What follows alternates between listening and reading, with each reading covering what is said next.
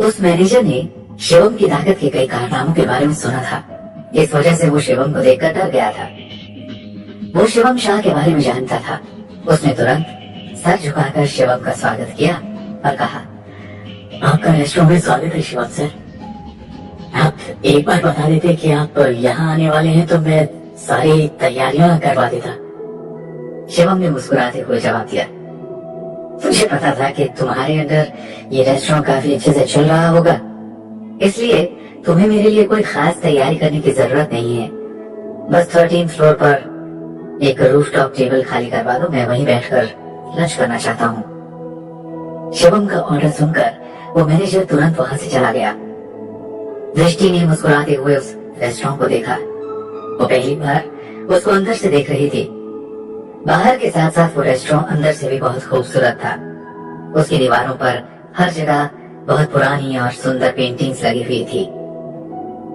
दृष्टि ने उन पेंटिंग्स को देखकर कहा, सब कुछ कितना खूबसूरत है ना, यहाँ इंसान अपना पूरा दिल दे सकता है।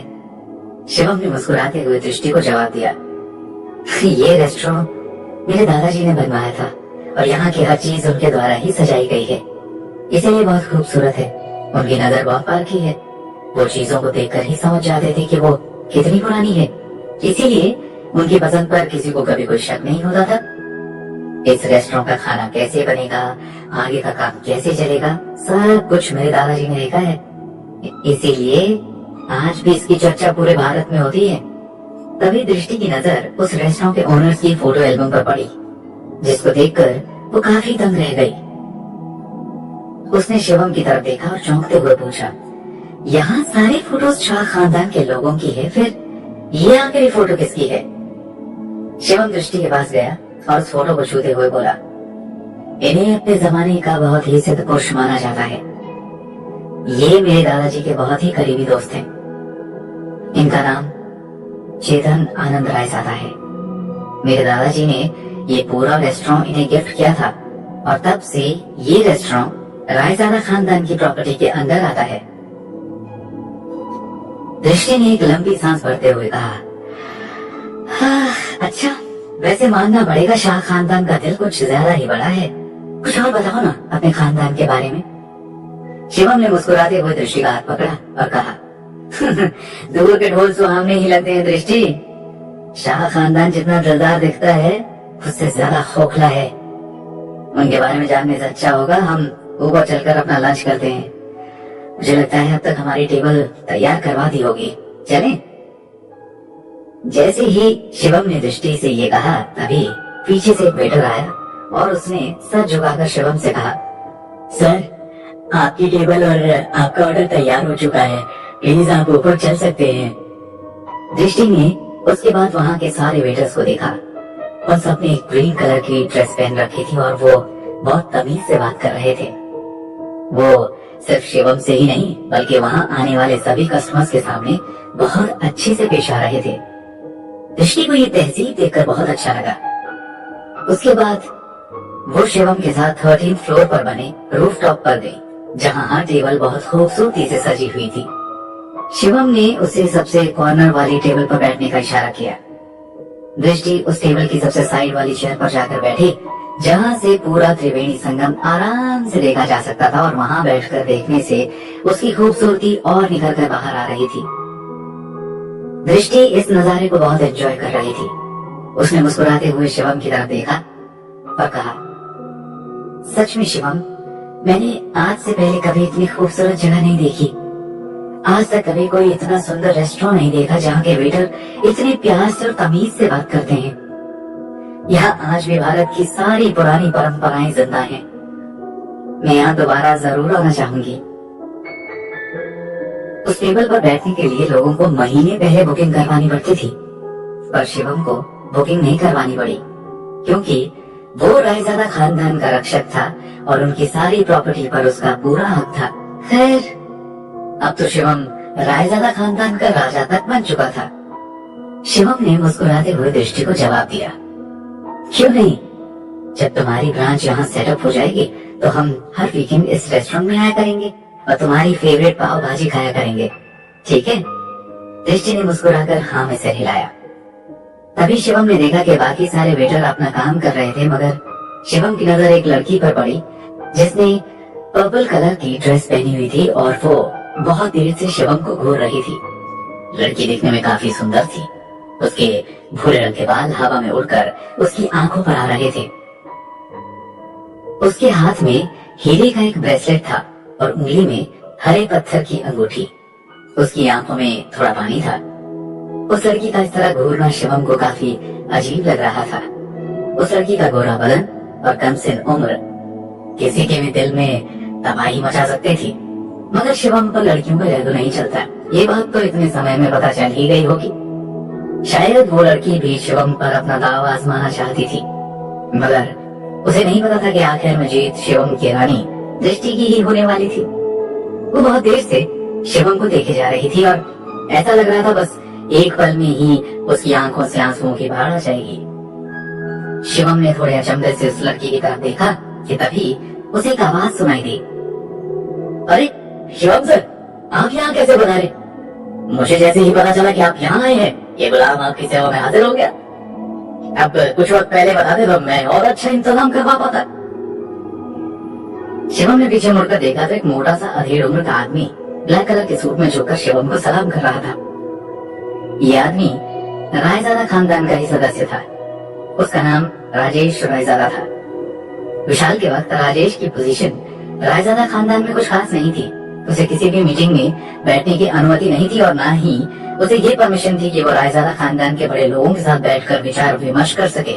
लेकिन जैसे ही शिवम ने रायजादा खानदान की गद्दी संभाली, उसने विशाल के सारे पिल्लों को हटा दिया और दोबारा से रायजादा खानदान के पोजीशंस का चुनाव किया, जिसमें राजेश को खानदान के सबसे बड़े और कोर सर्कल में एक पोजीशन मिली। राजेश शिवम का बहुत बड़ा आभारी था और उसे जैसे ही पता चला कि आज शिवम इस रेस्टोरेंट में खाना खाने आया है, वो सामने से मिलकर शिवम को धन्यवाद करना चाहता था। वो इस चीज का ध्यान रखना चाहता था कि शिवम की खातिरदारी में कमी ना हो। आखिर जिस इंसान ने उसे इतनी ऊंचाइयों तक पहुंचाया है, उसकी सेवा पानी करना तो बनता है। शिवम ने राजेश की बातों पर कुछ खास ध्यान नहीं दिया और बड़ी गंभीर आवाज में कहा, क्या हमारा लंच रेडी है? राजेश ने मुस्कुराते हुए शिवम की बात का जवाब दिया और कहा, हाँ सर, आपका लंच पूरी तरह से रेडी है और आपकी पाव भाजी के अलावा आपके सारे लंच की व्यवस्था आज किसी और ने की है। मुझे उम्मीद है कि आपको ये लंच जरूर पसंद आएगा। आपकी बहादुरी और साहसी की चर्चा तो पूरे रायजादा खानदान में होती है, इसलिए आपसे मिलने का मौका मैं छोड़ना नहीं चाहता था। मुझे माफ कीजिएगा अगर मैंने आपकी खास शाम में आपको परेशान किया हो तो, पर मैं क्या करूं, मैं आपसे मिले बगैर नहीं रह पाया। शिवम ने मुस्कुराते हुए राजेश को देखकर सर हिलाया। उसे लगा कि शायद अब वो चला जाएगा, मगर राजेश यहाँ किसी और मकसद से आया था। राजेश अपने दोनों हाथों को रगड़ने लगा और उसके चेहरे पर थोड़ी सी शैतानी मुस्कान आई। उसका चेहरा साफ बता रहा था कि कहीं ना कहीं उसके इरादे नेक नहीं है। जितनी मीठी उसकी बातें थी, उसके दिल में उतनी ही तेजी से कई सारी बातें चल रही थी। शिवम समझ गया था कि ये राजेश जरूर मीठी छुरी है। राजेश ने थोड़ा हिचकिचाते हुए शिवम से कहा, शिवम सर, आज मैं यहाँ एक और मकसद से आया था। शिवम ने हंसते हुए अपनी कमर पर हाथ रखा और राजेश से कहा, अब आई ना गाड़ी पटरी पर, चलो बताओ किस काम से आए हो तुम यहाँ? राजेश थोड़ा शर्मा रहा था। उसने झिझकते हुए कहा, सर वो आज मैं आपको अपनी बेटी से मिलवाने लाया था। ये मेरी बेटी अनन्या रायजादा। अनन्या हमेशा ही आपके बारे में बातें करती रहती है और आपसे मिलने के मौके ढूंढती रहती है। आज आप यहाँ आए हो, इसकी खबर भी मुझे अनन्या ने ही दी थी। वो आपसे मिलना चाहती थी। उसके बाद राजेश ने अनन्या की तरफ देखते हुए कहा, अनन्या बेटी, यहाँ आओ। राजेश की इन बातों के बाद अब शिवम को साफ साफ समझ में आ रहा था कि राजेश के यहाँ आने का मेन मकसद क्या था। वो यहाँ शिवम से मिलने नहीं बल्कि किसी और काम से आया था। अपने डैड की बात मानकर जैसे ही अनन्या शिवम के पास आई, उसके चेहरे पर एक अलग ही मुस्कान थी। ऐसा लग रहा था मानो वो अपनी मुस्कान और अपनी आंखों से शिवम के दिल को जीतना चाहती है। कहीं ना कहीं वो शिवम को अपने हुस्न के जाल में फंसाना चाहती थी और चाहती थी कि अपनी अदाओं से इस तरह शिवम को आकर्षित कर ले कि शिवम सीधा उसकी बाहों में आकर गिर जाए। अनन्या का परफ्यूम हर इंसान को मदहोश कर सकता था। उसकी वो खुशबू और बदन की गर्मी शिवम तक साफ पहुंच रही थी। अनन्या अपने होठों को ऐसे दबा रही थी जैसे मानो वो 2 पल में ही शिवम को चूम लेगी। वो उभरे हुए वक्ष और घुमावदार बैग को हिलाकर हिरनी की तरह चलते हुए शिवम के सामने आई। शिवम के सामने आकर उसने अपने पल्लू को हल्का सा गिराया, मानो वो शिवम को अपना दीवाना बनाना चाहती थी।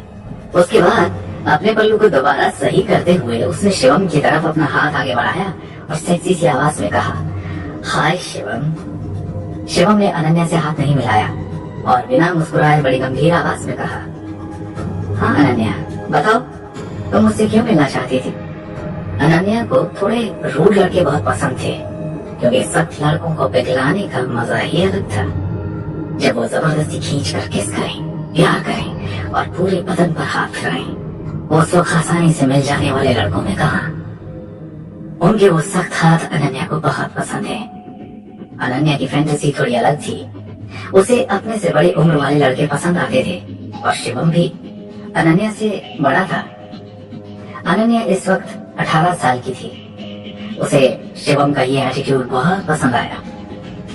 उसने शिवम के पॉकेट में रखे हाथ पर अपना हाथ फेरते हुए कहा, ऐसे सुबह सुबह हाय कौन बोलता है? आप चाहे तो आपकी आवाज में और आपके अंदाज में थोड़ा रस मैं भर सकती हूँ।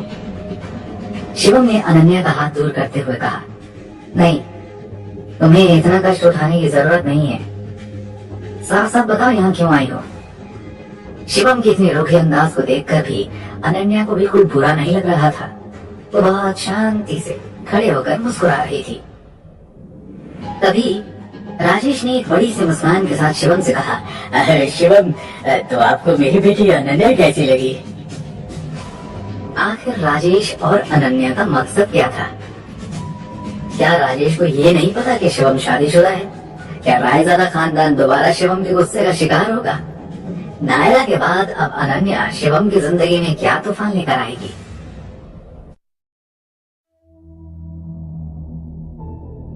शिवम को राजेश का ये कहना कि उसे उसकी बेटी कैसी लगी काफी अजीब लगा। शिवम सोच भी नहीं पा रहा था कि एक बाप अपनी बेटी के लिए इतने गलत शब्दों का इस्तेमाल कैसे कर सकता है।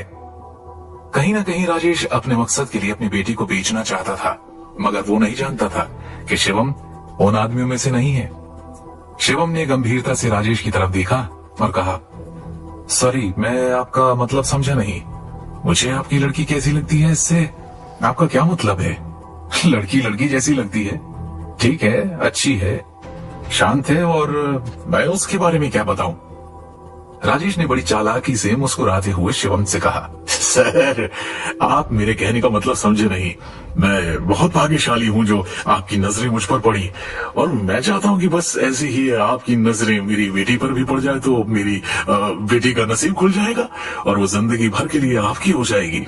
एक बाप तो यही चाहता है कि उसकी बेटी किसी अच्छे लड़के के साथ सेटल हो जाए। राजेश के दिमाग में शैतानी पुलाव पक रहे थे। वो चाहता था कि वो बस किसी भी तरह अपनी बेटी को शिवम के पल्ले बांधते, उसके बाद तो उसकी जिंदगी सेट हो जाएगी। अगर शिवम को राजेश की बेटी से प्यार हो गया, तब तो राजेश को दुनिया की ऊंचाइयां छूने से कोई रोक नहीं सकता।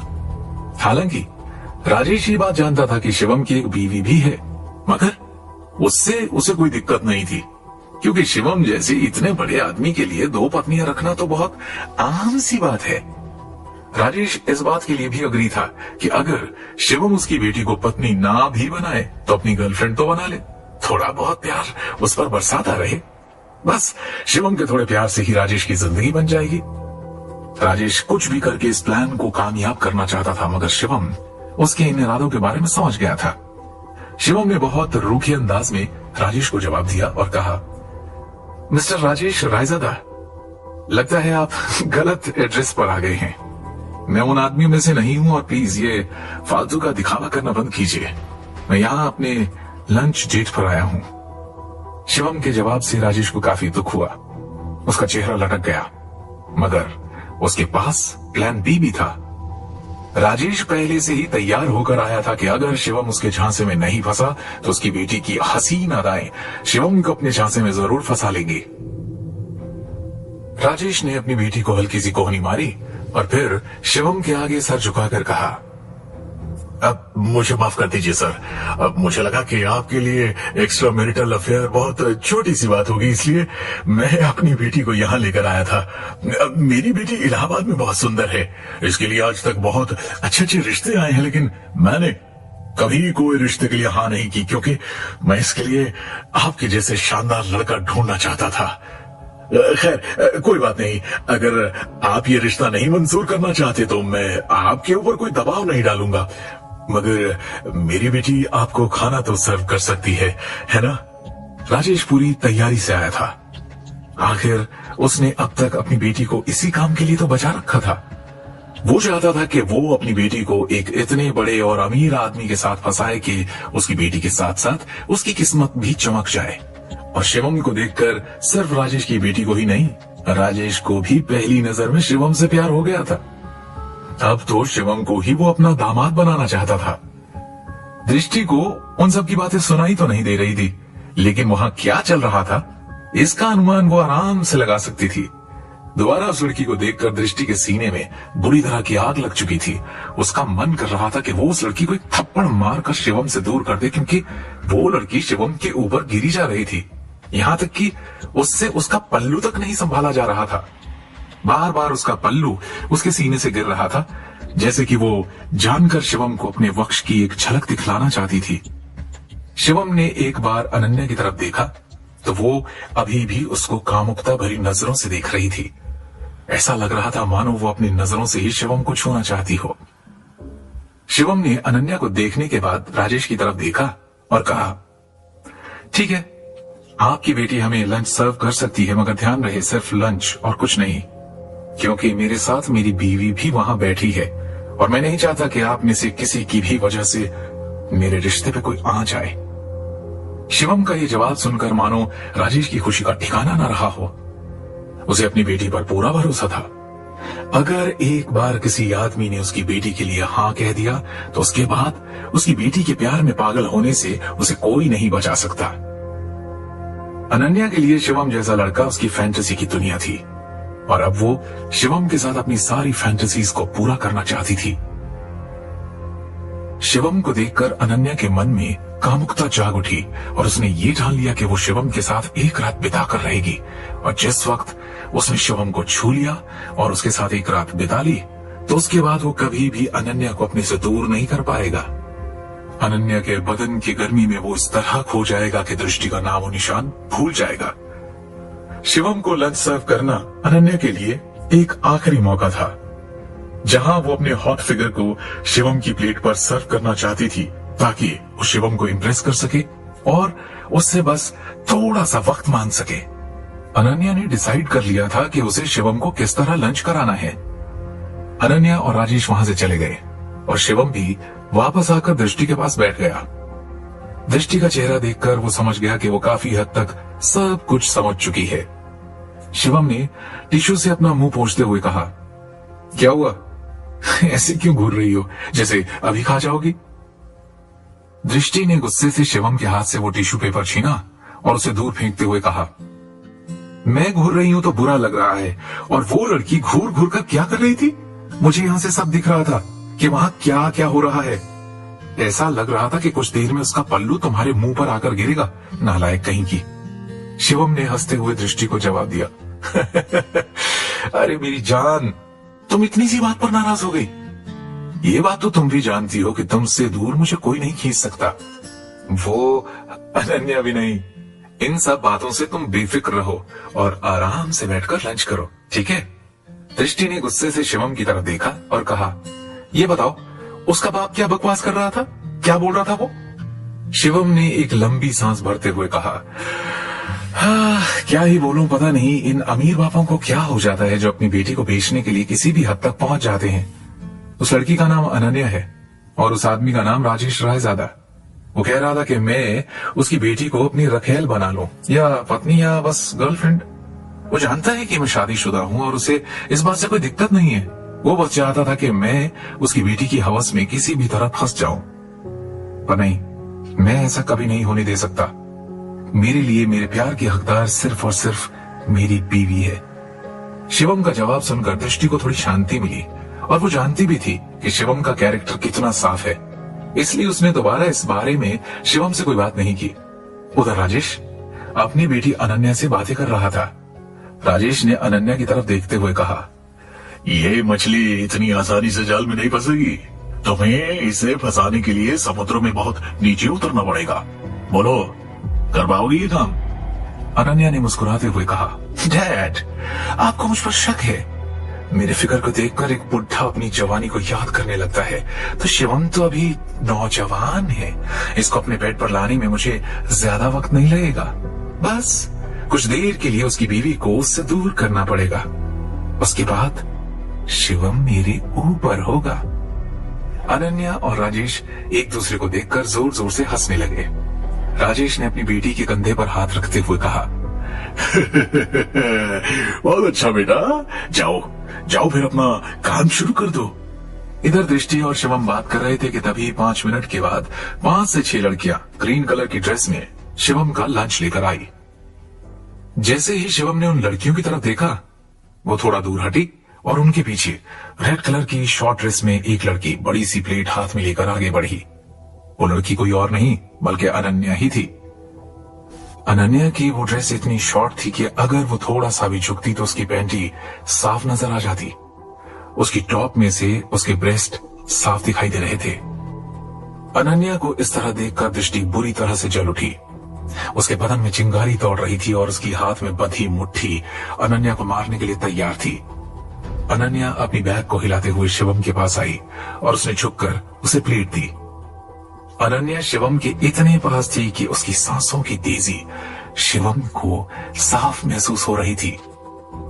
शिवम चाहता तो उसकी तरफ नजर घुमाकर उसके बदन को आराम से देख सकता था, मगर शिवम ने अपनी नजर अनन्या से दूर ही रखी। अनन्या के होंठ शिवम के गाल के बहुत करीब थे। उसने धीमे से अपने होंठों को हिलाते हुए कहा, ये लो तुम्हारी फेवरेट पाव भाजी, काफी सॉफ्ट है, बिल्कुल मेरे। इतना कहकर अनन्या रुक गई और हल्का सा मुस्कुराई। शिवम ने बिना कुछ कहे अनन्या के हाथ से वो प्लेट ले ली और फिर तिरछी नजरों से उसकी आंखों की तरफ देखा और कहा, ये मेरी फेवरेट नहीं है बल्कि मेरी वाइफ की फेवरेट है। थैंक यू पाव भाजी के लिए।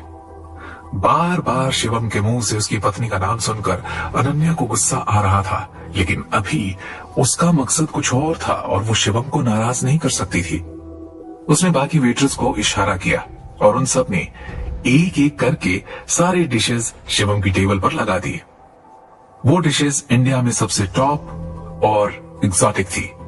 उनकी खुशबू से ही किसी के भी मुंह में पानी आ सकता था, और जब इतनी सुंदर वेट्रेसेस खाना सर्व कर रही हो तो इंसान को जन्नत ही महसूस हो जाती। शिवम ने दृष्टि की प्लेट में पाव भाजी रखी और उसे खाने का इशारा किया।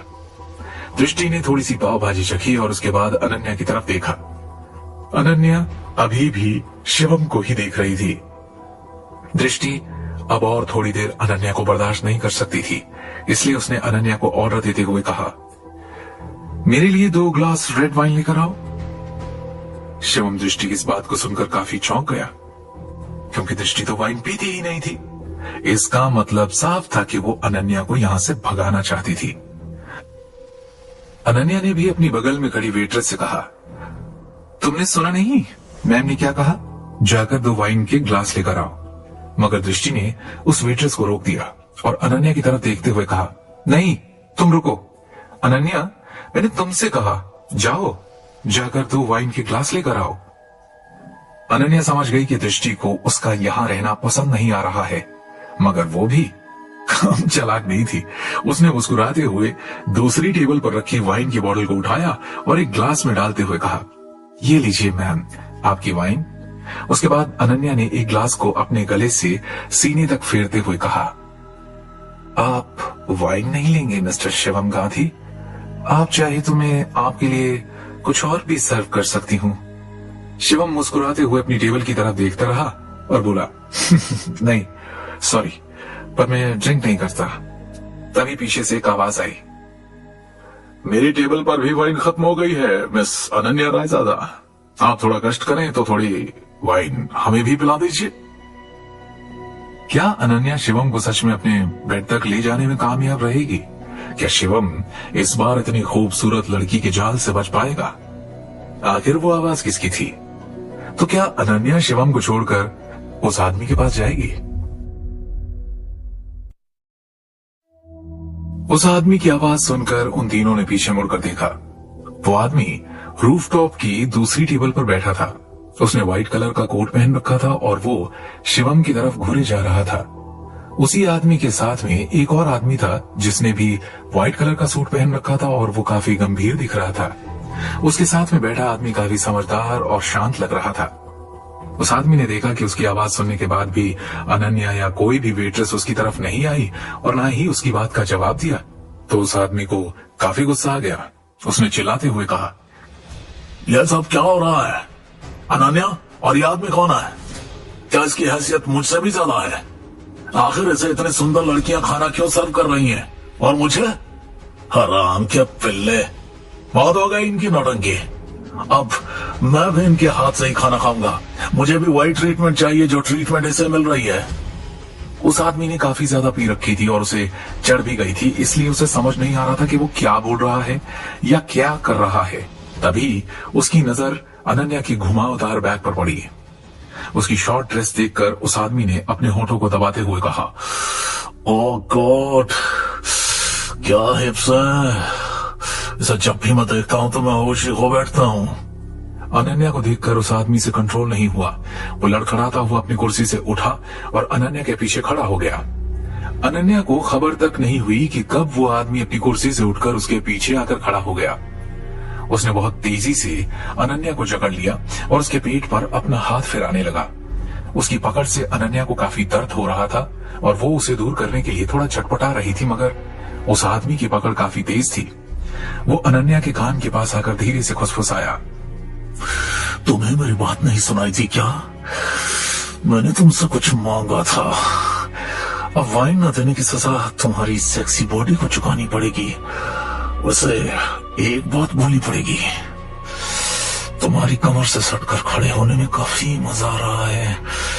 काश ये कपड़ों का पर्दा भी हट सकता।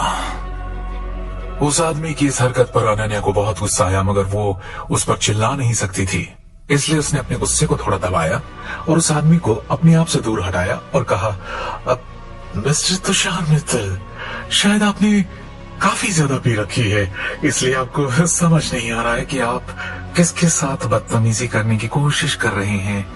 मेरा नाम अनन्या रायजादा है। अगर दोबारा मुझे इस तरह सबके सामने छूने की कोशिश की तो आपके लिए अच्छा नहीं होगा। शिवम और दृष्टि ये सब देख रहे थे, मगर शिवम ने कुछ नहीं कहा और ना ही दृष्टि ने कुछ कहा। अनन्या तब से जो कर रही थी, अब उसे कहीं ना कहीं उसका ही फल मिल रहा था। तुषार ने दोबारा अनन्या की कमर पकड़ी और उसे अपनी तरफ खींचते हुए कहा, अरे इतना क्यों उछल रही हो? तुम्हारी बॉडी कितनी सॉफ्ट है, इसका मजा मैं भी तो चखूं। तुम तो ये बात जानती हो कि तुम्हारी जैसी हॉट लड़की के साथ बेड गर्म करने में मुझे कितना मजा आता है, और मैं तुम्हारे साथ सोने का कोई मौका नहीं गंवाना चाहता। वैसे मानना पड़ेगा, इस रेड ड्रेस में रेड वेलवेट का केक लग रही हो, जिसे मैं अपने होठों से और दांतों से दबा दबा कर खाना चाहता हूँ। इतना कहकर तुषार ने अनन्या के गले के पास अपनी नाक और होंठ टच करते हुए कहा, क्या खुशबू है, तुम्हारी इस खुशबू ने मुझे मदहोश कर रखा है। अनन्या ने तुषार से कुछ नहीं कहा, मगर शिवम की तरफ देखा। वो चाहती थी कि शिवम अनन्या की मदद करे और तुषार को उससे दूर कर दे, मगर शिवम ने अनन्या की तरफ कोई ध्यान नहीं दिया, यहाँ तक कि उसकी नजरों को नजरअंदाज कर दिया। तुषार ने देखा कि अनन्या की नजरें अभी भी शिवम पर अटकी हुई है, तो उसका चेहरा गुस्से से लाल हो गया। तभी तुषार की नजर शिवम की बगल में बैठी दृष्टि पर पड़ी और दृष्टि को देखकर ही उसका मन डोल गया। अनन्या भले ही छोटे कपड़ों में अट्रैक्टिव लग रही थी, मगर दृष्टि की सुंदरता को बयान करना नामुमकिन था। दृष्टि की सादगी उसको बेहद खूबसूरत बना देती थी। तुषार को पहली नजर में ही दृष्टि से प्यार हो गया। उसने दृष्टि की तरफ देखते हुए कहा, वाह, एक और हसीना। वैसे मानना पड़ेगा, आप अनन्या से कुछ ज्यादा ही खूबसूरत हैं। आपके साथ एक रात क्या पूरी जिंदगी बिताई जा सकती है। मैंने उम्मीद नहीं की थी कि इलाहाबाद आकर मुझे इतनी खूबसूरत 2 लड़कियां मिलेंगी। इतना कहकर तुषार ने अनन्या की तरफ देखा और मुस्कुराते हुए कहा, वैसे मुझे लगता है कि आप दोनों एक दूसरे को काफी अच्छी तरह से जानती ही होंगी, है ना? अपने सामने दृष्टि की इतनी तारीफें सुनकर अनन्या का खून खौल गया, मगर वो इस वक्त दृष्टि को नाराज नहीं कर सकती थी, क्योंकि शिवम की जान दृष्टि में बसती थी और अगर उसे शिवम को अपनी तरफ खींचना था तो दृष्टि की इज्जत तो करनी ही पड़ती। इस वक्त अगर कोई अनन्या का काम बिगाड़ रहा था तो वो तुषार था। इसलिए अनन्या ने तुषार से बड़े प्यार से कहा, मिस्टर तुषार मित्तल, मुझे ऐसा लगता है कि आपने कुछ ज्यादा ही पी ली है, इसलिए आपको आराम करना चाहिए। मुझे माफ कीजिएगा, पर ये मेरे काफी खास मेहमान हैं और आप इन पर इस तरह से चिल्ला नहीं सकते। आप अभी जाकर आराम कीजिए, मैं आपसे बाद में मिलती हूँ। अनन्या का ये जवाब तुषार को कुछ खास पसंद नहीं आया। आता भी कैसे? वो तो अनन्या के साथ बेड गर्म करने की बात कर रहा था और अनन्या उसे यहाँ से भगाने में लगी थी, वो भी इसलिए क्योंकि अनन्या को अब तुषार से भी ज्यादा दमदार पार्टी मिल गई थी। अनन्या ने तुषार का गुस्सा काफी बढ़ा दिया था, लेकिन बेचारी अनन्या करती भी तो क्या, वो ना तो शिवम को नाराज कर सकती थी और ना ही हैदराबाद के सबसे खास इंसान तुषार मित्तल को। इसीलिए वो दोनों को खुश करना चाहती थी और चाहती थी कि बिना लड़ाई के ये मामला सुलझ जाए, मगर तुषार वो तो कुछ और ही चाहता था। तुषार ने अनन्या के गालों को कसकर पकड़ा और चिल्लाते हुए कहा, अच्छा, अब ये सादी सी शक्ल का सूखा सा आदमी तेरा खास मेहमान बन गया और कल जो रात भर मेरे साथ बैठकर अपने अंडरगारमेंट्स के बारे में डिस्कशन कर रही थी उसका क्या? शायद अब तेरे बदन का नाप इस आदमी को पता होगा क्योंकि इसने तुझे कुछ ज्यादा रुपए दे दिए होंगे, इसलिए तू इतनी बकवास कर रही है। मगर तू ये भूल गई है कि तेरा बाप अभी भी मेरे पीछे बिजनेस की डील की भीख मांग रहा है। अगर मैं चाहूं तो अभी वो डील उससे छीन कर उसके करियर को खत्म कर सकता हूं। एक बात याद रखना, जब तक तेरे इस बदन की गर्मी मुझे खुश करती रहेगी तब तक तेरे बाप का बिजनेस चलता रहेगा, समझी? अनन्या तुषार की बातों से काफी डर गई थी और अब वो चुपचाप खड़ी हो गई। अब उसके अंदर तुषार से कुछ भी बोलने की हिम्मत नहीं थी, क्योंकि बात उसके डैड के बिजनेस पर आ गई थी। तुषार ने अपने बॉडीगार्ड की तरफ देखा और कहा, अभी इसी वक्त इस जगह को खाली करवाओ, मुझे बस इन दोनों लड़कियों के साथ यहाँ रहना है, इसके अलावा यहाँ कोई और नहीं रहना चाहिए। आज की शाम ये रूफटॉप सिर्फ और सिर्फ तुषार के लिए बुक्ड है। मेरी आज की रात में मुझे कोई और डिस्टर्बेंस नहीं चाहिए। तुषार इस तरह के ऑर्डर दे रहा था जैसे पूरे देश का मालिक वो ही है, वो जैसे कहेगा सब कुछ बिल्कुल वैसा ही होगा। खैर, उसको ये पता नहीं था कि उसके सामने कौन बैठा है। ये गलती तुषार ने नहीं बल्कि न जाने अब तक कितनों ने की थी और कितनों को अपनी इस गलती का पछतावा भी हुआ था। जैसे ही उसने ऑर्डर दिया, अचानक से करीब 10 बॉडीगार्ड आए और शिवम की टेबल के आसपास खड़े हो गए। उनमें से एक ने शिवम को घूर कर देखा और एक ने तेज आवाज में कहा, शांति से उठकर यहाँ से चले जाओ, वरना हमें कोई और तरीका अपनाना पड़ेगा और वो तुम्हारे लिए काफी बुरा होगा। दृष्टि के लिए ये सब कुछ काफी नया था। उसने आज तक कभी ऐसा कोई सीन देखा ही नहीं था। वो काफी हैरान हो गई। उसने शिवम की तरफ देखा और हड़बड़ाते हुए कहा, शिवम, मुझे ये सब ठीक नहीं लग रहा। मुझे ऐसा लगता है कि हमें यहाँ से चलना चाहिए, वरना ये बात काफी बिगड़ सकती है। शिवम ने देखा कि दृष्टि की प्लेट में भाजी खत्म हो गई है, इसलिए उसने टेबल पर रखे भाजी के बर्तन को उठाया और उसमें से थोड़ी सी भाजी दृष्टि की प्लेट में डालते हुए कहा, दृष्टि, तुम्हें फिक्र करने की जरूरत नहीं है, तुम अपनी पाव भाजी एंजॉय करो और आराम से खाना खाओ। वैसे ये काफी टेस्टी है। शिवम को इतना शांत देखकर दृष्टि को काफी राहत मिली और वो समझ गई कि शिवम इस सिचुएशन को आराम से हैंडल कर लेगा। उसके बाद वो भी शांत हो गई और आराम से अपना खाना खाने लगी। खुद को इस तरह इग्नोर होते हुए देखकर तुषार का गुस्सा बढ़ गया। उसके चेहरे के एक्सप्रेशंस बता रहे थे कि वो ठीक नहीं है।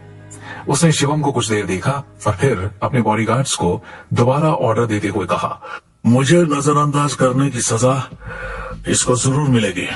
और तुम लोग खड़े खड़े मेरा मुंह क्या देख रहे हो? उठाओ इस आदमी को और बाहर फेंको। मैं फालतू के लोगों के एटीट्यूड नहीं देखना चाहता। जैसे ही तुषार के सारे बॉडीगार्ड्स शिवम की तरफ बढ़े, अनन्या ने उन्हें रोकते हुए कहा, रुक जाओ, और कोई भी इन्हें टच नहीं करेगा। अनन्या का ऑर्डर सुनते ही वो सब अपनी जगह पर खड़े हो गए। उसके बाद अनन्या ने तुषार की तरफ देखा और एक लंबी सांस भरते हुए कहा,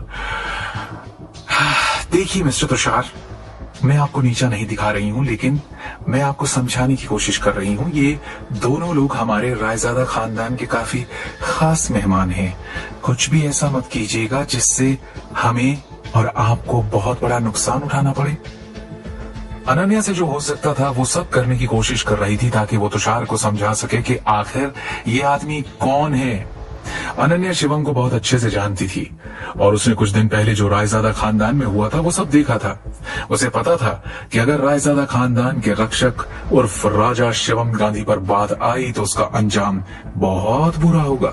तुषार सोच भी नहीं सकता था कि उसके साथ क्या हो जाएगा। बार बार उस इंसान की इतनी इज्जत देखकर तुषार का खून खौल गया। इस बार उसने खींचते हुए कहा, क्या खास मेहमान लगा रखा है? कौन है ये आदमी और ये खुद को समझता क्या है? और तुम इससे इतना डर क्यों रही हो? मुझे बहुत अच्छे से याद है जब मैं पिछली बार तुम्हारे खानदान के साथ एक डील करने आया था, तब तुमने मुझे देखा तक नहीं था। मेरे साथ बैठकर एक कप कॉफी तक पीने से मना कर दिया था। आज तुम इस आदमी के लिए इस तरह के कपड़े पहनकर आई हो, वो भी सिर्फ इसे इम्प्रेस करने के लिए। तुम इसे खाना सर्व कर रही हो। क्या उसके साथ शादी करना चाहती हो? क्या तुम्हें दिखाई नहीं दे रहा कि वो किसी और लड़की के साथ है? उसके बाद भी तुम अपनी बेइज्जती करवा रही हो। खैर, मुझे तुम्हारी बेइज्जती से कोई फर्क नहीं पड़ता, लेकिन मुझे गुस्सा इस बात पर आ रहा है कि तुम मेरे बिजनेस ग्रुप को और मुझे नीचा दिखाने की कोशिश कर रही हो। क्या तुम्हें लग रहा है कि ये आदमी मित्तल इंडस्ट्रीज की बराबरी कर सकता है? तुषार की इन बातों से अनन्या का गुस्सा और बढ़ गया, क्योंकि उसने बहुत ही मन से खुद को शिवम को सौंपा था, मगर शिवम ने बिना कुछ सोचे समझे अनन्या को रिजेक्ट कर दिया था। उसके लिए खुद ये बहुत बड़ी बेइज्जती की बात थी और तुषार ने उसकी दुखती नस पर हाथ रख दिया था। अनन्या ने बड़ी धीमी आवाज में तुषार से कहा, मिस्टर तुषार, प्लीज बोलने से पहले 100 बार सोच लीजिए, क्योंकि सच में आपने बहुत ज्यादा पी रखी है। आप बिल्कुल भी होश में नहीं हैं और अगर आप लगातार इस तरह बोलते रहे तो अंजाम अच्छा नहीं होगा। और फिर मुझसे मत कहिएगा कि मैंने आपको पहले चेतावनी नहीं दी। आखिर अब तुषार का अगला कदम क्या होगा? क्या मित्तल इंडस्ट्रीज भी शिवम की नई दुश्मन बन जाएगी? क्या शिवम से हार जाने पर तुषार का सारा गुस्सा अनन्या और उसके डैड पर निकलेगा? अनन्या का जवाब सुनकर तुषार का गुस्सा और बढ़ गया और उसने चिल्लाते हुए कहा, बस बहुत सुन ली तुम्हारी बकवास, अब इससे ज्यादा नहीं।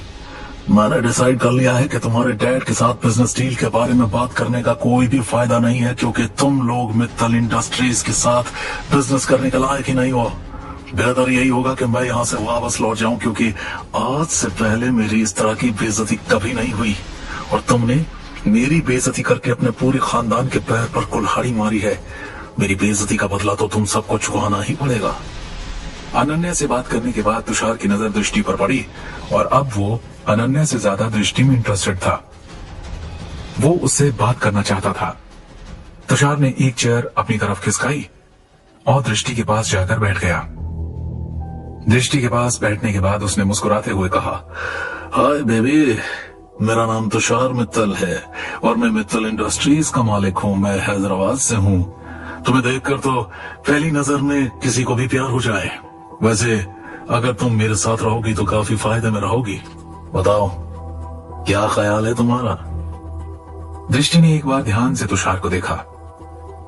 तुषार के अंदर एक अजीब सा एरोगेंस था और वो अपने बारे में बहुत ज्यादा शो ऑफ कर रहा था। दृष्टि को ऐसे लोग बिल्कुल भी पसंद नहीं थे, मगर दृष्टि तुषार से कोई लड़ाई भी मोल नहीं लेना चाहती थी। इसीलिए उसने बड़ी गंभीरता से कहा, सर मैं आपको नहीं जानती और सच बताऊं तो मैं आपको जानना भी नहीं चाहती। मैं यहाँ अपने हस्बैंड के साथ डेट पर आई हूँ, तो मैं नहीं चाहती कि कोई भी हमारा वक्त बर्बाद करे। आई होप आप समझ गए होंगे। आज तुषार का दिन ही खराब है। पहले अनन्या ने उसकी बेइज्जती की और उसके बाद दृष्टि ने भी उसे मुंह तोड़ जवाब दे दिया। उसकी समझ में नहीं आ रहा था आज उसकी पोजीशन और उसके रुतबे का कमाल इन लड़कियों पर क्यों नहीं चल रहा है, क्योंकि तुषार को जब भी कोई लड़की चाहिए होती थी वो सिर्फ इतना बताता था कि वो मित्तल इंडस्ट्रीज से है और लड़कियां उसकी बाहों में आ जाती थी। शायद आज पहली बार ऐसा हो रहा था कि लोग अपनी इंडस्ट्रीज को शिवम के रुतबे से नीचे देख रहे थे। वो तुषार को शिवम के बराबर तक नहीं समझते थे। तुषार का गुस्सा सातवें आसमान पर था और उसका चेहरा शर्म से लाल हो गया था, मगर तुषार इस वक्त किसी भी तरह अपनी इज्जत बचाना चाहता था, इसलिए उसने दृष्टि की बात पर कोई रिएक्शन नहीं दिया। उसने दृष्टि की तरफ देखा और एक शैतानी मुस्कान के साथ कहा, मानना पड़ेगा, खूबसूरत लड़कियों के नखरे हद से ज्यादा होते हैं। खैर, मैं तुम्हें बता दूं कि मैं बिजनेस के साथ साथ बेड पर भी बहुत सेटिस्फेक्शन देता हूँ। मुझे कोई फर्क नहीं पड़ता कि तुम शादीशुदा हो, क्योंकि मुझे अच्छे से समझ आ रहा है कि ये आदमी तुम्हें कोई सुख नहीं देता होगा। तुम्हें देखकर लगता है कि किसी ने लंगूर के हाथ में अंगूर पकड़ा दिया है। तुम्हारी असली जगह तो मेरी बाहों में है। मेरा यकीन करो, जब मैं तुम्हारे होंठ चूमूंगा और तुम्हें कसकर अपने ऊपर लिटाऊंगा तो तुम्हें बहुत मजा आएगा। तुषार सच में दृष्टि के साथ एक रात बिताने के सपने देखने लगा था। वो दृष्टि को छूने के लिए उतावला हुआ जा रहा था। उसने दृष्टि के गालों को छूने के लिए अपने हाथ आगे बढ़ाए कि तभी शिवम ने उसका हाथ पकड़ लिया और काफी गुस्से से उसकी तरफ देखा। शिवम ने तुषार का हाथ मरोड़ते हुए कहा, ये मेरी बीवी है और तुम्हें इसे छूने का हक नहीं है। बेहतर होगा कि तुम अपने हाथ पीछे कर लो, वरना मुझसे बुरा कोई नहीं होगा। मगर तुषार ने शिवम को बहुत हल्के में लिया और उसका हाथ झटकते हुए कहा, अपनी बीवी पर इतना नाज करने की जरूरत नहीं है। तेरी बीवी जैसी न जाने कितनी लड़कियों के साथ मैं रोज सोता हूँ। आज तेरी बीवी की खुशनसीबी है कि ये तुषार मित्तल उसके कपड़े उतारेगा। उसके मुंह से ये लाइन सुनने के बाद शिवम ने अपना आपा खो दिया। वो बहुत देर से तुषार की सारी बदतमीजियां सह रहा था और चुपचाप बैठा था, क्योंकि वो आज का ये दिन खराब नहीं करना चाहता था। उसने दृष्टि को वादा किया था कि आज वो दोनों मिलकर शांति से एक दूसरे के साथ अपने इस समय को एंजॉय करेंगे। इसलिए शिवम आज के दिन कोई भी लड़ाई नहीं चाहता था, मगर तुषार ने अपनी सारी सीमाएं पार कर दी थी। शिवम इस बार गुस्से से उठा और तुषार के चेहरे पर एक जोरदार थप्पड़ मार दिया। शिवम के थप्पड़ की वजह से तुषार जमीन पर गिर गया और उसके चेहरे पर शिवम की उंगलियों के निशान छप गए। उसके बाद शिवम ने टेबल पर रखी चावल की कटोरी को उठाया और तुषार के ऊपर फेंक कर मारा। तुषार का पूरा चेहरा चावल से ढक गया था और इस वक्त वो किसी जोकर से कम नहीं लग रहा था। अपने ऊपर उठते हुए हाथ देखकर तुषार गुस्से में पागल हो गया। उसने शिवम की तरफ देखा और चिल्लाते हुए कहा, तुम्हारी इतनी हिम्मत कि तुमने मुझ पर हाथ उठाने की कोशिश की। अब देखो मैं तुम्हारा क्या हाल करता हूँ। इसके बाद तुषार ने अपने सबसे करीबी 2 बॉडीगार्ड्स की तरफ देखा और इशारा करते हुए कहा, मार डालो इस आदमी को, मुझे इसका चेहरा तक नहीं देखना है। उसका ऑर्डर मिलते ही उसकी टीम के सबसे धुरंधर 2 बॉडीगार्ड्स शिवम की तरफ झपटे। शिवम ने उन दोनों के कंधों पर अपनी कोहनी मारी। शिवम की कोहनी लगते ही उन दोनों के कंधों की हड्डियां टूट गई और हड्डियों के टूटने की आवाज साफ समझ आ रही थी। सिर्फ 2 मिनट में शिवम ने उन दोनों बॉडीगार्ड्स को जमीन पर लिटा दिया और वो दोनों दर्द से चिल्लाने लगे। शिवम ने उनकी सारी हड्डियां तोड़ दी थी और अब वो उठने के लायक भी नहीं बचे थे। अपनी टीम के सबसे दमदार बॉडीगार्ड्स को इस तरह जमीन पर लेटे देखकर तुषार के बाकी सारे बॉडीगार्ड्स की हवा टाइट हो गई और वो शिवम को डर भरी नजरों से देखने लगे।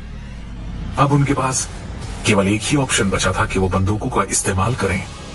उन लोगों ने बिना देर किए अपनी अपनी पॉकेट में हाथ डाले और वो बंदूकें निकालने ही वाले थे कि तभी शिवम हवा की रफ्तार से उनकी तरफ बढ़ा और उसने एक एक करके उन सबको किक मारी। शिवम की किक ने उन सबको खून के आंसू रुला दिए। करीब 20 सेकंड में शिवम 8 बॉडीगार्ड्स को धराशायी कर चुका था। ये बहुत बड़ी बात थी। अपनी टीम को इस तरह जमीन पर लेटकर दर्द से चिल्लाते हुए देखकर तुषार के भी होश उड़ गए। वो शिवम को देखकर बहुत हैरान था कि आखिर इतना दुबला पतला आदमी इतनी ताकत कैसे रख सकता है। ऐसा कैसे पॉसिबल है कि ये हवा की वो रफ्तार से आगे बढ़ा और उसकी इतनी ट्रेन्ड बॉडीगार्ड्स की टीम को चुटकियों में ही धूल चटा दी। जमीन पर लेटे हुए उन बॉडीगार्ड्स को देखकर ऐसा लग रहा था जैसे मानो उन्हें किसी आदमी ने नहीं बल्कि एक बहुत बड़ी कार ने धक्का मारा है और उनकी सारी हड्डियां टूट चुकी हैं। वो दर्द से ऐसे करा रहे थे कि अगर कोई उन्हें हल्का सा भी नोच दे तो उनकी जान चली जाएगी। तुषार किसी भी हालत में ये जानना चाहता था कि आखिर ये इंसान है कौन और उसके पास इतनी ताकत कहां से आई। तुषार ने डरते हुए शिवम की तरफ देखा और अपने आप को थोड़ा सा ताकतवर दिखाने की कोशिश करते हुए काफी तेज आवाज में कहा, तुम हो कौन और तुम्हारी इतनी हिम्मत कैसे हुई कि तुमने मेरी इतनी बड़ी टीम को चुटकियों में हरा दिया?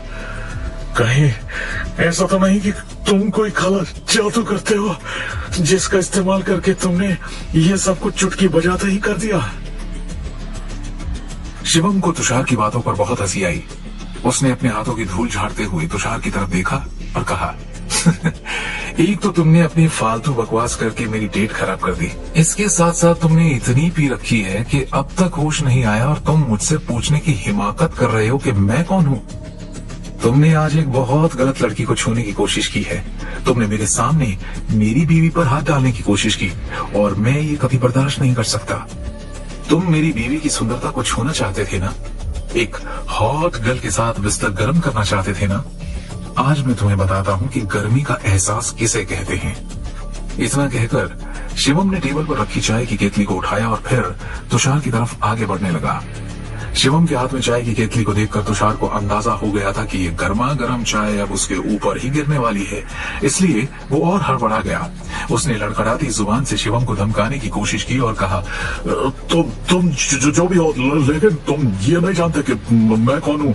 मैं बता दूं कि मैं मित्तल इंडस्ट्रीज के सबसे बड़े मालिक का बेटा हूँ और मेरे साथ बदतमीजी करने की कोशिश करी तो तुम्हारे साथ अच्छा नहीं होगा। तूने मित्तल इंडस्ट्रीज का नाम तो सुना है ना? अगर सुना है तो वहीं रुक जा और मेरी तरफ आगे मत बढ़। शिवम को उसकी बातों से कोई खास फर्क नहीं पड़ रहा था। वो अब भी उसकी तरफ आगे बढ़ता जा रहा था। वहीं तुषार अपनी पीठ के बल पर पीछे पीछे खिसकने की कोशिश कर रहा था ताकि वो शिवम से दूर भाग सके। तुषार ने गलती ये की कि शिवम के सामने झुककर माफी मांगने के बजाय वो उसे धमकाने की कोशिश करता रहा। उसने दोबारा अपनी आवाज तेज करके चिल्लाने की कोशिश की और कहा, तुम्हें सच में समझ नहीं आ रहा? मैं सच में मित्तल इंडस्ट्रीज के मालिक का बेटा हूँ और तुम मुझे मारने की कोशिश नहीं कर सकते। अगर तुम बचना चाहते हो तो अभी इसी वक्त मेरे सामने झुककर माफी मांगो तो मैं तुम्हें छोड़ दूंगा। लेकिन अगर ये बात मेरे भाई तक पहुंची तो वो तुम्हें जान से मार डालेगा। और हाँ, अगर ये बात मेरे डैड तक पहुंची तो तुम्हारी सारी ताकत को फाड़ कर रख देंगे। याद रखना मेरी बात, वहीं रुक जाओ। तुषार को शिवम से डर भी लग रहा था, लेकिन वो किसी भी तरह अपनी इज्जत भी बचाना चाहता था। शिवम ने मुस्कुराते हुए उसकी तरफ देखा और कहा, तुम मित्तल इंडस्ट्रीज के मालिक के बेटे हो, ये बात मुझे बता रहे हो या खुद को? और तुम इतना क्यों घबरा रहे हो? मैं तो तुम्हारी ख्वाहिश पूरी कर रहा हूँ। तुम गर्माहट का एहसास करना चाहते थे, तो क्या फर्क पड़ता है कि वो एक लड़की के बदन की गर्माहट है या चाय की? और जिस मित्तल इंडस्ट्रीज का तुम इतना डंका बजा रहे हो ना, सच बताऊं, मैंने उस इंडस्ट्रीज के बारे में आज तक नहीं सुना। इतना कहकर शिवम ने तुषार का कॉलर पकड़कर उसे उठाया और सामने रखी टेबल पर पटक दिया और फिर उसके चेहरे को टेबल से मिलाकर मसलना शुरू कर दिया। तुषार भी जोर जोर से चिल्लाकर अपने आप को बचाने की गुहार लगाने लगा। शिवम ने उसका सर टेबल पर दबाते हुए कहा, तुझे शिवम गांधी से बचाने यहाँ कोई नहीं आएगा। ये सब तुझे मेरी बीवी पर हाथ डालने से पहले सोचना चाहिए था। आज जिसे भी याद करना है कर ले, क्योंकि आज के बाद तो किसी को भी याद करने के लायक नहीं बचेगा। तुषार को अब भी लग रहा था कि वो शिवम से बच सकता है। उसने अपनी पूरी ताकत लगाकर उठने की कोशिश की, मगर वो हिल तक नहीं पा रहा था। फिर उसने शिवम से कहा, तुम बहुत पछताओगे शिवम गांधी, बहुत ज्यादा पछताओगे। जिस बीवी पर तुम इतना गुमान है ना, जिससे तुम पूरी दुनिया में सबसे ज्यादा प्यार करते हो, मैं तुम्हारे सामने उसके साथ सुहाग रात मनाऊंगा और तुझे तड़पा तड़पा कर मारूंगा। तुषार की इस बदतमीजी के बाद शिवम उसका क्या हाल करेगा? क्या तुषार को बचाने उसका भाई या उसके डैड आएंगे? क्या राजेश को शिवम की इस दुश्मनी का हर्जाना चुकाना पड़े? जब तुषार ने ये कहा कि वो शिवम के सामने उसकी बीवी के साथ सुहाग रात मनाएगा तो शिवम का गुस्सा 7वें आसमान पर पहुंच गया और अब उसके गुस्से को काबू करना किसी के भी बस की बात नहीं थी। ये बात हर कोई जानता था कि शिवम सब कुछ बर्दाश्त कर सकता है, लेकिन अगर कोई उसके परिवार पर उंगली उठाए तो वो उसे जिंदा नहीं छोड़ता। और तुषार ने तो वही गलती की, दृष्टि पर हाथ डालने की। शिवम ने तुषार को उठाया और दोबारा टेबल पर पटक दिया। तो उसके बाद उसके हाथों की तरफ देखते हुए कहा, इन हाथों से तो मेरी बीवी के साथ सुहागरात मनाना चाहता था ना? चल, अब तेरे इन हाथों को ही मेरी बीवी को छूने के बारे में सोचने की सजा देता हूँ। इतना कहकर शिवम ने तुषार के हाथों पर वो गर्म चाय गिरा दी। गर्म खौलती हुई चाय हाथ पर गिरते ही तुषार जोर जोर से चिल्लाने लगा, ये क्या पागलपन है शिवम। तुषार का हाथ लाल हो गया था और उसके पूरे हाथ पर तुरंत ही फलके पड़ गए थे। तुषार ने तुरंत ही शिवम से हाथ छुड़ाए और फूंकना शुरू कर दिया। उसके बाद शिवम ने तुषार की आंखों की तरफ देखते हुए कहा, इन आंखों से तूने मेरी बीवी की सुंदरता देखी थी ना, आज मैं तुझसे तेरी आंखें ही छीन लूंगा। शिवम की ये बात सुनते ही तुषार ने हड़बड़ाते हुए उसकी तरफ देखा और कहा, नहीं, हाँ, प्लीज ऐसा कुछ मत करना, वरना मैं मर जाऊंगा। मगर शिवम ने उसकी एक नहीं सुनी और उसने वो खौलती हुई चाय तुषार के चेहरे पर डालना शुरू कर दी। तुषार दर्द से भड़बड़ा उठा और जोर जोर से चीखने लगा। इतना दर्द होने पर तुषार का सारा नशा उतर गया और उसने चिल्लाते हुए कहा, तुम्हारी हिम्मत कैसे हुई मेरे साथ ये सब करने की? साले तू होता कौन है मेरे साथ बदतमीजी करने वाला? मैं तुझे जिंदा नहीं छोड़ूंगा। मुझे बहुत दर्द हो रहा है। शिवम कह दे तूने आज अपनी हद पार कर दी है, अब तू नहीं बचेगा। मैं मित्तल इंडस्ट्रीज का मालिक हूँ। जैसे ही तुषार ने अपनी बात खत्म करने की कोशिश की, शिवम ने उसके गाल पर एक खींच कर थप्पड़ मारा और वो दोबारा उसी टेबल पर जा गिरा। उसके मुंह से खून निकलने लगा। तुषार के कुछ दांत भी टूट गए थे। उसके बाद शिवम ने तुषार का कॉलर पकड़ा और बड़ी गंभीर आवाज में कहा, अपने मुंह को थोड़ा आराम दे। अब अगर ये कोई शब्द निकाला तो मैं तुझे यही मार डालूंगा। दुनिया में बहुत सारी चीजें हैं छूने के लिए, देखने के लिए, मगर कुछ ऐसी चीजें होती है जिन्हें छुआ नहीं जाता, क्योंकि वो सेहत के लिए बहुत हानिकारक होती है। और तुमने वही किया, मेरी बीवी को छूकर। शिवम भले ही बहुत शांत आवाज में बोल रहा हो, मगर उसकी आवाज में एक अलग ही धमकी थी। ऐसा लग रहा था मानो तुषार के मुंह से एक शब्द और निकला तो वो वहीं खत्म हो जाएगा। शिवम के डर से तुषार ने अपना मुंह बंद कर लिया। अब उसकी आंखों में गुस्से की जगह डर था। तुषार को अजीब तो ये लग रहा था कि शिवम मित्तल इंडस्ट्रीज के बारे में सुनकर भी नहीं घबरा रहा है। मित्तल इंडस्ट्रीज का इंडिया में काफी नाम था, क्योंकि वो पूरे इंडिया में कोयले का मेजर सप्लाई करते थे। यहाँ तक कि हैदराबाद की सरकार भी मित्तल इंडस्ट्रीज के अंडर में थी। कोई भी फैसला उनसे बिना पूछे नहीं लिया जाता था, मगर शिवम किसी से भी नहीं डरता था। उसका साफ सीधा उसूल था, जो भी दृष्टि पर गलत नजर डालने की कोशिश करेगा शिवम उसे वहीं खत्म कर देगा। तुषार की इतनी चीख पुकार सुनकर राजेश वहां आ गया और राजेश ने हड़बड़ाते हुए कहा, कि क्या हुआ शिवम सर, सब कुछ ठीक तो है ना? जैसे ही राजेश ने तुषार को टेबल पर पड़ा हुआ देखा और दर्द से चिल्लाते हुए देखा, वो समझ गया कि आज इस लड़की ने बहुत गलत जगह हाथ डाला है और अब इसे कोई नहीं बचा सकता। राजेश हैरानी से शिवम और तुषार को देख रहा था। वो सब कुछ जानना चाहता था कि आखिर हुआ क्या था। राजेश को वहां देखकर अनन्या ने अपने डैड को सारी बात बताना शुरू किया और कहा, डैड, तुषार मित्तल ने बहुत ज्यादा पी रखी थी और उन्होंने मेरे साथ बदतमीजी करने की कोशिश की, जो शिवम सर को पसंद नहीं आई। इसके साथ साथ तुषार ने शिवम सर के साथ भी बदतमीजी करने की कोशिश की, उन पर हाथ उठाया और अपने सारे बॉडीगार्ड्स को ऑर्डर दिया कि वो शिवम सर को खत्म कर दे। बस उसी का हर्जाना भुगत रहे हैं ये। अनन्या दृष्टि का नाम भी नहीं लेना चाहती थी। बात कुछ और थी और अनन्या ने राजेश को कुछ और बताया। बात ये थी कि शिवम तुषार से दृष्टि के लिए लड़ रहा था, मगर अनन्या ने थोड़ा सा बात को घुमाकर कहा कि शिवम तुषार से अनन्या के लिए लड़ रहा है। वो इस वक्त सब कुछ भूल चुकी थी कि शिवम ने उसे कैसे रिजेक्ट किया, यहाँ तक कि